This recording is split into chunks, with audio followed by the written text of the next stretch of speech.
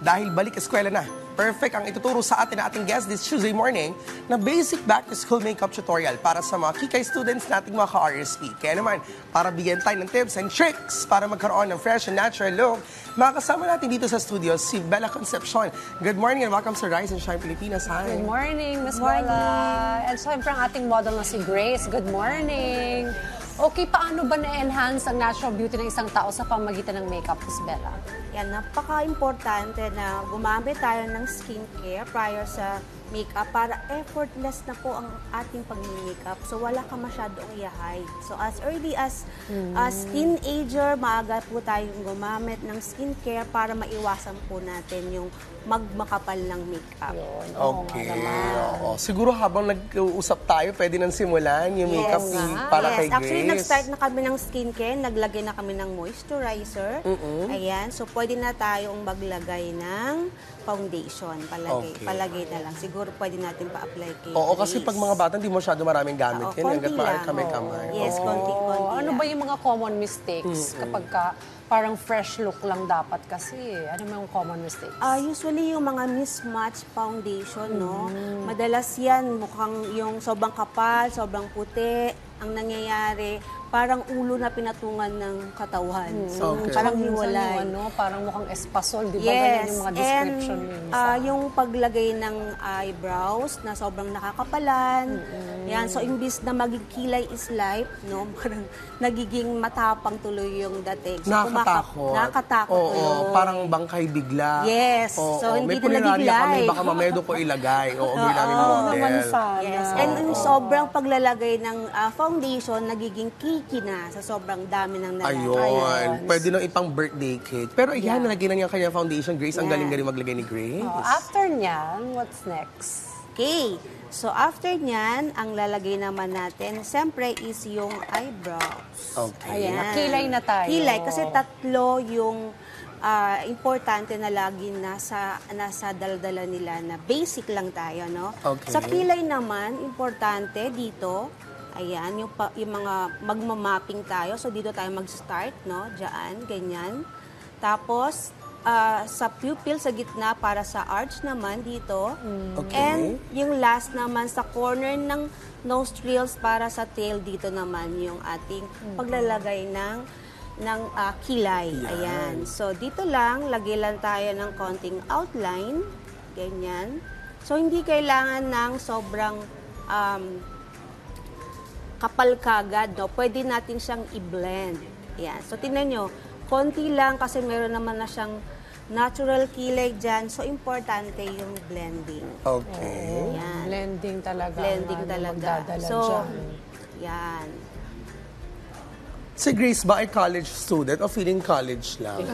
Feeling college, oo. Maganda rin kasi talaga yung fresh looking ka. Dapat. Pag pumunta sa school, di ba, nakaka-boost din ng confidence. Although sa mga high school students, parang bawal yata sa ilang schools eh. Hindi basta-basta Powder lang pinapayagan, siguro. oo. Ayan. After ng kilay, After ng kilay, so pwede mo maglagay-lagay. If you fill in na lang yung mga area na. Oo. After ng kilay, so importante din na meron na tayong lipstick. Yan. Okay. So, yung lipstick, para ma-maximize din ng mga students, no, pwede na rin to na mag-hack na lang tayo, no. Sige, lagay ka muna ng lipstick. Ayan, pwede yung excess.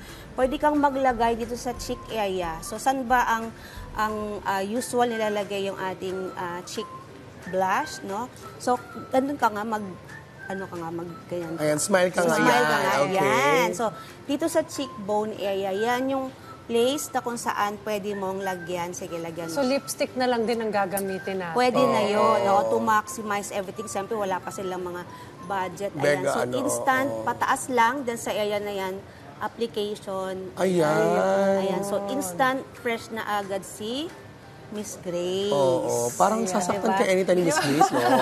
Yung kalahati okay na. Ulitin yun Ayan. din sa other side.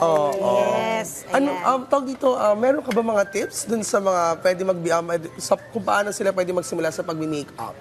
So, ang pinaka-importante, alam nila yung skin type nila. So, kasi meron the best foundation for normal to dry skin and for oily skin para mas lalong lasting yung kanilang makeup. Okay. And of course, yun nga, konti-konti lang yung paglalagay. Hindi uubra yung, mas madali nga magdagdag kesa magbawas. So yan. So same din sa mga eye colors din. So from light muna. So, hindi na kailangan ng eyeshadow, Pag fresh looking, pwede na yan. Yes, yes. Minimum yung, Ako ginagawa ko dati yung lipstick din, nalalagay ko dun sa sa talukap ko.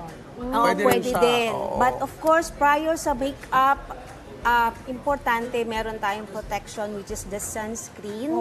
Yan kasi talaga yung pinaka the best na protection sunscreen na skincare natin prior sa makeup para maprotection na siya against any skin problems. Okay. So, ano yung mga essential na makeup products na dapat Parang gusto ko nasa ituloy loob yung ng kabila. baga ng isang college student para everyday fresh looking siya? Yeah, yun Grace, na nga kung po. Yung gagawa sa'yo basic sa kabila natin na mo. foundation, importante yung blush on, and of course yung ating pangkilay. Yan. Ayan. So, yun lang tatlong yun, Tatlong lang Okay yun. na yan. Importante Buhay ka na na yan. everyday, Yan. Okay. So, sa ating mga manonood na gusto pang matuto ng iba pang mga tips about makeup, ano yung inyong Facebook page, Miss Bella?